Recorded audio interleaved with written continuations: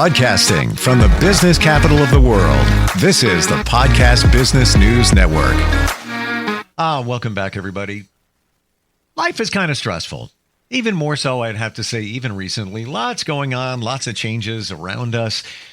With that comes a lot of stress, a lot of anxiety, and we have to find a way to cope. We can't just keep piloting without some kind of, home base, if you will. Today, we're going to talk about coping techniques, how to be mindful of what's going on in your body, what you're thinking, what you're feeling. And she's somebody that counsels and coaches people to successful outcomes. She offers many different group classes, and I've learned a lot from her in the last couple of weeks. Great to have her back here. Yvonne Lee is with us. How are you today? Well, thank you, Steve, for asking. Happy to be back here again. Yeah, this is important and kind of universal in our lives, dealing with Absolutely. situations that pop up that could trigger us, and just in general, coping with them. What's the starting point? How do you identify what's going to work for you, or what suggestions can you give when we're dealing with something? Absolutely. There are some general techniques you can use, right, that we talk about in school and when we first begin practice. There's things like mindfulness. And it sounds exactly like what you said, being mindful of your body, so kind of checking in with yourself. You feel yourself getting anxious. Are your shoulders stiff? Is your back aching? Is your breathing kind of rapid? Hands sweating? Those type of things. So mindfulness is about focusing on what you're feeling in the moment. If you were working with me, then I would say, let's just pause for a moment. Tell me what you're feeling right now. How tense are your legs, your arms, your hands? And allow that person to just be aware in that moment, and then kind of loosen each part. Right? Start from the bottom up or top down. Just let's begin to unleash, open your hands, wiggle your fingers, type of just being aware. And then there's grounding techniques, right? And that's kind of putting you back to your centered self. I use that many times for clients that are dealing with anxiety, because the main thing about anxiety is that it's in your head. It's fears of what is to come, not current. It's this could happen, this might happen in case it happens. And since you can't do anything about the future, all you can do is deal with this moment. So you need to ground yourself. For some people, that is, I will tell them, if you're wearing a ring, rub your hand hard against your ring. If you have a sharp edge to your nail, then poke yourself in the arm with it really tightly. It's just about finding a way to recenter yourself. You can do what's called 4-square breathing. So you breathe out for 5 seconds. You got to one square, one corner, and then breathe in for 5 seconds, the next corner. So just picture that square as you're breathing, 5 seconds from corner to corner. It centers you because you have to focus. So it helps them get out of their head, back in the moment, because you can't always call somebody. They won't pick up the phone. And if you're at work, you can't just get up and leave, right? And sometimes people have sudden anxiety attacks, panic attacks, and they need to ground themselves so they can continue going. So there's a lot you can do. And as you said, people are going through a lot. Is this more of a technique to refocus your attention away from what's going on? Because I've often heard, too, another way to get it done is just rub your fingers together and focus on your thumbprint or your fingerprints. You're feeling, exactly. Yeah. Just that sensation of running it together. There's so many different ways, and how I would discover the best technique for you is just what feels most comfortable. For some people it is, I do have a hard edge to my nail, and they like to rub it, or they always have their wedding band perhaps, and they'll rub it against the stone or against the side of the band. It's what's most comfortable for you, because a lot of times people will say, I don't want anybody to know that I'm going through. How can I deal with it and not alert others around me? Right. So being able to do it in a way that won't make somebody look at you funny, and that's comfortable for you. And that's the best part. You could be in a very stressful work meeting, and nobody knows what you're doing, where you're rubbing your fingers or just, touching a ring, which is people do this all the time, just play with on their finger. But it doesn't matter what it is, as long as it takes your attention away from it. Absolutely. What about breathing? We always hear it's so impactful. Many of us kind of just push it over to the side. Like, really, I'm breathing now anyway. What difference is it going to make? But It's a big difference, isn't it? It's a big difference because purpose breathing is different from just what we're doing naturally. Like now, we're not paying attention, we're not focused on the in and out. But when you have specific seconds, when you are picturing one corner of the square to the other, you do have to focus. So breathing in itself right now, it's mindfulness. You're not thinking about it. It's just what we do. You're right. But if you have to be purposed in it, hold and then release through the nose or through the mouth, then you can't keep doing what you're doing or thinking. And that's, again, people usually in their head. You can't keep thinking about those things. You have to focus. It's all about redirection one way or another. It's just redirecting. I've heard 4-4-8, excuse me, on the breathing, meaning yes, 4 seconds in, hold 4 seconds, and then so slowly let it out that it takes 8 seconds. Exactly. Is that a typical breathing formula? I don't know if one is typical. I said I do 4 square. You can do 10s. The 4-4-8 is also common. I think they're just different ways of achieving the same end. So I don't think one is better than another, but it is whichever one is right for you. Teach us one of the ones that you mentioned. Pick one. My 4 square, absolutely. I like that. So I would say picture a square. And it obviously needs to be big enough. I just want to picture the upper left corner. Gotcha. And breathe in with me. I'm going to breathe in 5 seconds to the corner. We're there, breathe out. Next corner. Okay, breathe in, down to that corner and breathe out. Last corner. And then I would do it again. Same cycle, up. That first corner over. Breathing out, okay. Breathe in again. Down to the last corner and breathe out. Final corner. Exactly. Interesting. Very visual. And as we did that, it reminded me somebody does a triangle, like a half triangle. Interesting. Absolutely. Very relaxing. We don't realize it. Relaxing. No. And you can do it with somebody. You can do it by yourself. Once you get in a habit of it, it's easy. Once you learn that it works, and that is also why I tend to do it in office first with somebody, if we're doing virtual or in person, because I do want you to practice it with me. I want you to see how it feels in this safe space, a safe environment where there's only the two of us and no judgment. And once they realize, and many times they have the same reaction you have, okay, that was rather, I feel the relaxing of my shoulders. They've come down from my ears. My hands are a little less tense. Then people are more inclined to do it. It's only when you listen to it and you're like, oh, that's not going to work for me. That, I breathe. I don't understand. It's like, we can give it a try. Therapy is a lot like just, the old adage, throw spaghetti and see what sticks. That's what it is. We're going to try one thing. If that doesn't work for you, let's try another.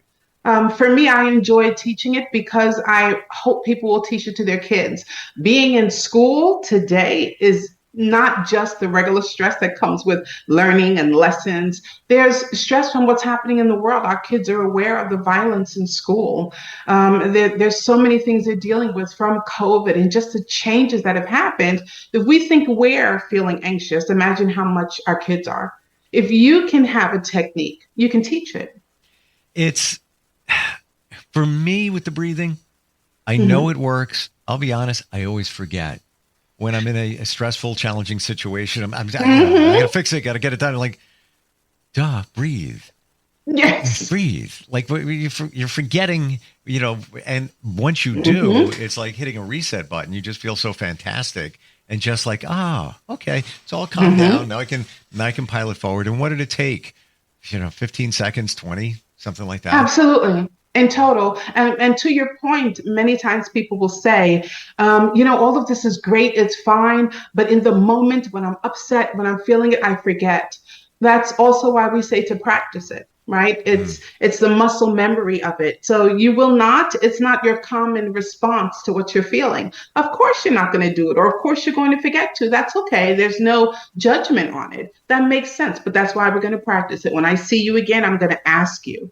And then we're going to practice it during session. And then if if you have somebody who's like an accountability partner, that helps in therapy, because where you won't remember, hopefully there's somebody in your life who will check in with you or who will be there and remind them to do their breathing. When you see them tensing, when you notice their breathing is a little more erratic, when you see they appear a bit tense, remind them to help them. But eventually, a lot of it does come down to muscle memory. The more you practice, the more you're reminded, the more somebody tells you, now is the time. Remember the mindfulness, or let's practice the grounding, the breathing. It will become a common response. You're really just teaching yourself to react differently. The panic is going to happen again. The anxiety is going to happen again. You just have to get some new practices in how to manage it. And that takes time. Habits develop over time, right? We're just going to start a new habit. Yep. It's got to become a habit. Exactly so. All right. Exactly so. One of the ways to cope, grounding. And instead of me giving my view of it, tell me what is grounding and what can we do? Absolutely. Grounding, as I mentioned, is just a matter of something that can shock your mind out of the anxious moment that you're in. So again, do you have a sharp edge? If you're in your car, sometimes a panic attack can hit you so suddenly, you do not have time to pull over. You don't have time to get to a resting place. So, but your ring is on your finger, right? Or your nails, your leg is right there. So what can you do in the moment? Put your hand on your finger and just start rubbing really hard until it hurts. Really ground your finger into it. Press your nail against your thumbnail maybe against your forefinger, and really hard until it starts to hurt. You have to force your mind to come out of the feeling that it's had. It's got a burst of energy. It's riled up. You're going into fight or flight. You have to call it back.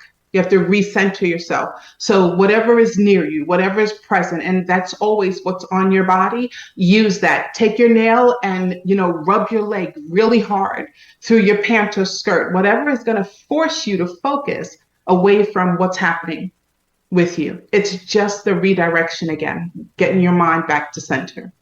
So another grounding technique, and when I first heard it, I'm like, it's kind of woo-woo. What's that going to do for you? Go outside. Go outside. Walk barefoot. Hug or touch a tree. I know it sounds ridiculous, but that's why when lightning strikes and it hits it, why does it hit a tree? Because it's looking for the easiest path to ground. Exactly. Tree is massive with its roots in the ground. I never believed in this until there's two things here, and I just want to share them because this is where it came clear. Maybe it will for others. Sold a house a couple of years ago, and now I don't have a backyard. I'm in between houses, actually. The prices here in New York crazy, waiting for the right situation. I used to love gardening. I would walk barefoot all the time. And then I realized what's missing in my life, and it's that being in the dirt and the earth and all of that. And now, I have a tree with me, around me. I actually look forward to going home and just going near a tree. It makes me feel better. Or just even walking just outside, just to take that and, take it a step further. Right now, below me, I have a grounding mat. $20, Amazon. It connects to the ground lug on your electrical outlet. You're not going to get a shock. Don't worry. Where does that go? To a big copper wire, to a big long copper pipe that goes in the ground. So that's my grounding journey. I'd love to hear any other thoughts from you. For myself, my grounding is reading. Oh. It really is. It's getting on the floor. So that's my kind of grounding. It's getting on a hard floor. Okay. It can be on the porch, just with a book. And it really centers me. It doesn't matter what I'm reading, but it's always me sitting on the floor. Like, it's not on the bed. If I'm upset, I need to feel like the hardness against me. I need to feel that grounding. And I just get on the floor, sit there hard. My shoes are off, so I can just feel what's under me and just sit in that moment and enjoy the book. So if you are a nature lover, outside, if you're inside, whatever is your comfort place. But when you're someplace where you cannot do that, where it's not readily available, then using what you have, whatever recenters, redirects. For children, it's different. If you're doing with them, sometimes it's for some children, a lot of it is the roughness. A lot of my children have enjoyed going to like the gymboree. It is just, hard metal, it's centered, and just pulling themselves up, playing on it, touching it. Hmm. It's the comfort of it, it's the grounding of it. It's something solid and unmovable. And it just centers you, I want you to know. drop a thought in here. Part of this is we have intuition. We have lots of amazing powers that we're born with that we don't really use, most of us. Mhm. Mhm.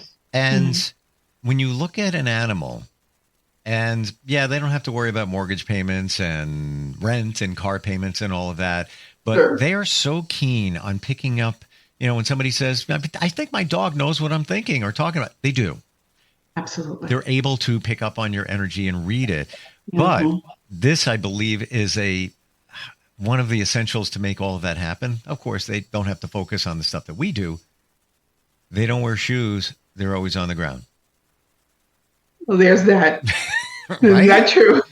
Well, they're connected in a way, aren't they? Or how about for the best reasons that all of the reasons that you gave, they don't have to worry about the other things that distract us, right? In our purest sense, it Yeah. is not about our bills. It is not about our concerns of having. We don't have. It is I'm enough. This moment is enough. What I have is enough. At your most basic self can be your most peaceful. It can be your most relaxing because I have no other worries. That animal, wherever it is, they are not worried about having a place to lay. It's wonderful to make a space for them in your house, but they are going to make a space wherever they are, outside or inside, and they will make it their place, and they will find their place to, go to the bathrooms. They will find their place where they eat. Animals are accepting of where they are and they make a space wherever they are. And humans, but I have to have the right space, I have to have the right furniture, the right color, the right, you Mm, know, um, details. We can drive ourselves crazy making a peaceful place. Isn't wow. that crazy? Just to make the place, we can drive ourselves nuts. Wow. Animals don't. Thank you for saying that. That's an eye opener. Yeah, That was really. you just woke me up in a big way. Seriously. That's and live in the moment. So that's essentially what you're saying. And what does an animal Very do? much so. They live in this moment. They Absolutely. don't remember things, it's in the back of their mind, but they're not worried about over Mhm. here and over here. It's right in this moment. To your point. They don't have to worry about where they're going to lay down or whatever. They know they'll figure it out. We'll find a They spot. do. But Absolutely. that comfy couch is great. I'm sure that that blanket you threw Sure. down there and they jump right up on it. Yeah, they're Lovely. Yes. but if it wasn't there, they figure it out. They'd be okay.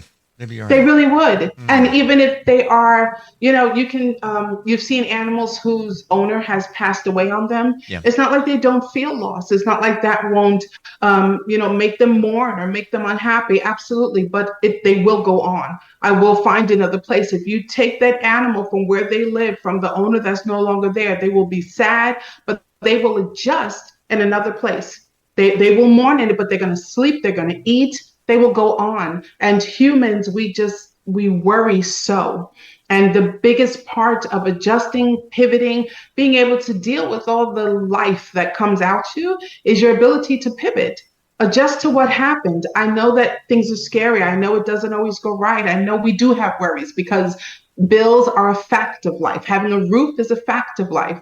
But some people have chosen to leave all of that extra and say, I'd rather live in my car so I can go and move. People are living in buses. A lot of people have decided I will not let all the aspirations society have set be what drives me crazy. So we're finding our own peace. And the more often we decide that we determine what our goals are and what our achievements are, the easier it is Mm. to adjust. But if you can't, then please come, let me help you. Let's talk about it.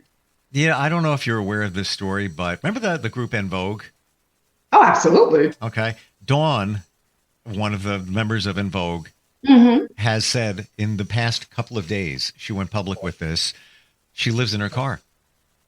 She lives in her Wow. car, and it's by choice. She was Exactly. living in one situation, and a manager connected, and it was toxic. She said, I'm not doing this anymore. I'm going to live in my car.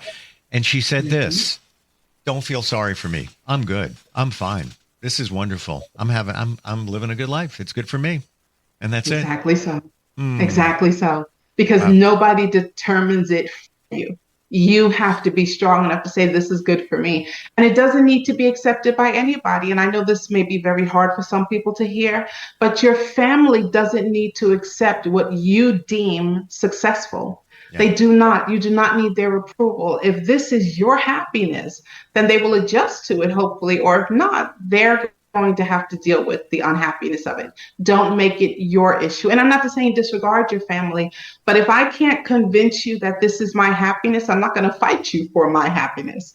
It Mm. just is. And we oftentimes want to please other people. But again, ground, center yourself. Yeah. Remember that it's about you. Yeah. You know? And along with everything that you just said, so many have said, had the house, had the spouse, had the kids, Absolutely. had the big fence, had the pets, had the cars, had all of it. House on a Yes. hill, wonderful. It didn't mean anything. They thought that that's what they needed. That's what, shows success. That's what it's all about. And in the end, it wasn't. There was emptiness. It was emptiness. It was a facade for many in many regards. They thought the relationship was this. It wasn't. It wasn't. It's just having, I guess the word is peace. And Yes. side note here, I used to go to church when I was younger, and even up until a few years ago, honestly. And you'd hear, "Peace be with you, peace be with you, peace be with you," and I would just say it, "Peace be with you too, peace be with you, peace." I didn't know what it meant. I had no idea what it meant Absolutely. until I realized I didn't have peace. Right. And then when I figured that out, it's like, oh, that's what everybody was talking about. Yeah. And actually meaning it. You made it, a monologue, if you will, but peace be with you. Peace I give to you. Peace I pray for you. I hope you have peace. However, that's not something you can give to somebody else. Nope. They have to accept it. They have to want it. And to that same conversation that you're saying, this is why so many times people can kind of find their happy place and they think things are good, especially when you're young. I'm going to get the house and I'm going to get the car and I'm going to have the savings. And absolutely. But as you get older and you achieve one goal after the next, and you keep going, well, if I've got everything I wanted, now what? Many times you'll hear younger people, this never fails to tickle me when you hear maybe younger people are just starting their career. Oh, well, it's easier for older people to say not to worry about things or not to stress about things you've already done. That's very true.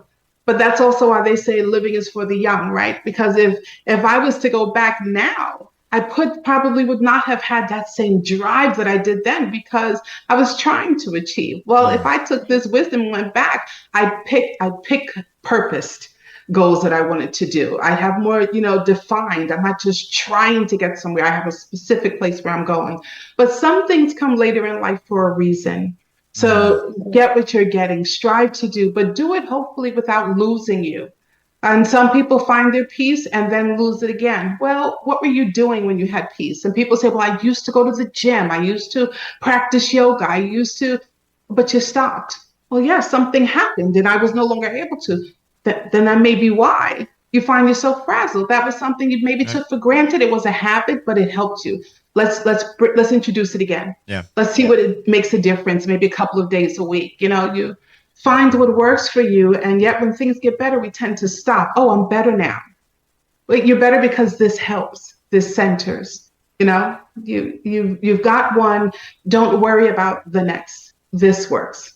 This is good. And as Dawn said, well, I've had these things.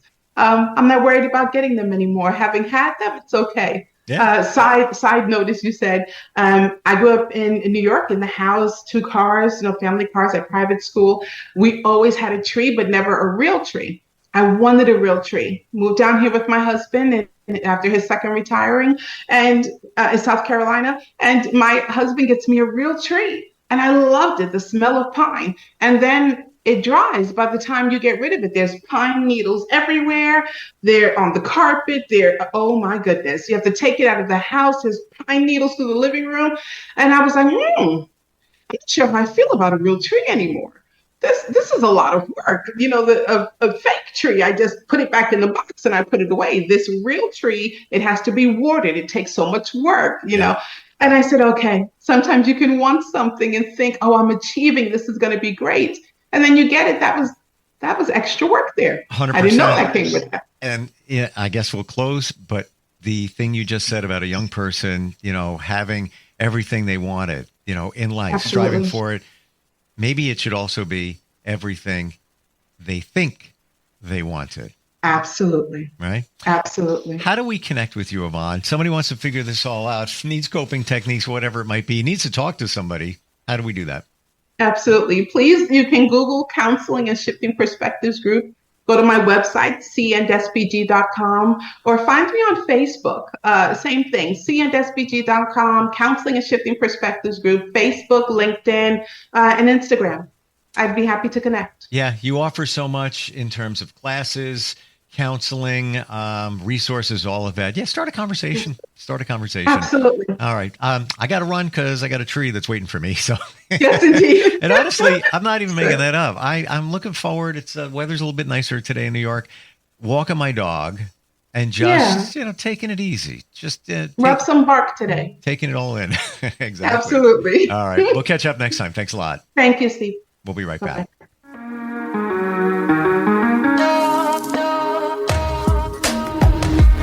Broadcasting from the business capital of the world, this is the Podcast Business News Network. Let's go inside the mind of a 10-year-old. I should have worn those earrings today. I like those earrings. Gabby has those awesome earrings. I need to ask her where she got those, but that's just what she would want me to do.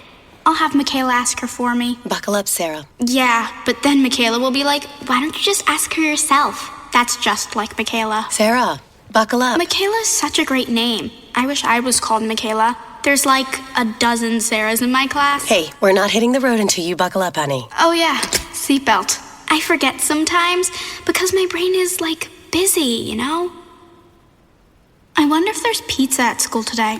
Sometimes it can be tough to get through to your kids, but it's not impossible. Always make sure they're wearing their seatbelts, even on short drives. Remember, you have the keys, you have the power. Never give up until they buckle up. A message from the National Highway Traffic Safety Administration and the Ad Council. Visit safercar.gov/kidsbuckleup for more information.